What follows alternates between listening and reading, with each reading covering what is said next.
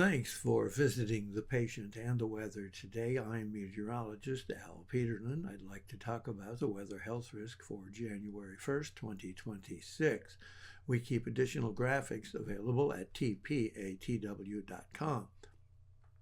For those of you who shop Amazon, our storefront, Patient Weather, is available, and any articles purchased on Amazon through our website supports the activities of Patient Weather.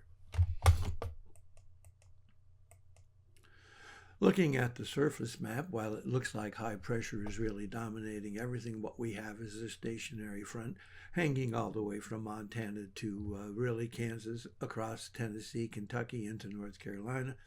But we have rather mild air across the west and south and southeast. We have a frigid air reinforcement right up here in the Midwest and the Great Lakes. Lots of soggy weather in the west and snow in the mountains, and we still have some lingering showers, mainly about the lakes and on up into northern Maine at least. Looking at our vitality index, which is a measure of all of those weather elements that could have some kind of impact on the human body. And you can see we're really covering the west, especially the Four Corners. We're back down here again in Texas into Oklahoma, and then right up here in the northern plains across the Dakotas. The center of a lot of activity, of course, though, is the Great Lakes, northern Illinois from Iowa, northern Illinois, northern Indiana, Ohio, Pennsylvania, West Virginia, New York, New Jersey, and on up into New England, holding here right about Vermont and Massachusetts, and then picking up again here as we get up to northernmost Maine.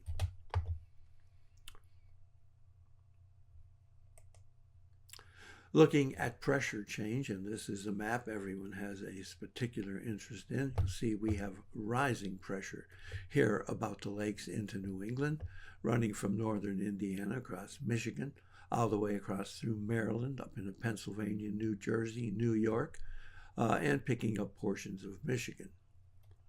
You'll note we have falling pressure in the Pacific Northwest, falling pressure here in Texas up into Kansas, falling pressure here in North Dakota, and picking up this falling pressure just at the tip of northern Maine. Temperature change, very interesting. A lot more frigid air here in the Great Lakes into New England, across from Iowa into Ohio, Pennsylvania, and up into New England. But note those warming temperatures across California, up into Nevada, the Four Corners, and in Texas, and across the southeast, from Florida all the way up to the Carolinas. Dew point temperature change shows rising dew points across the west and the south, falling dew points only here in the northeast.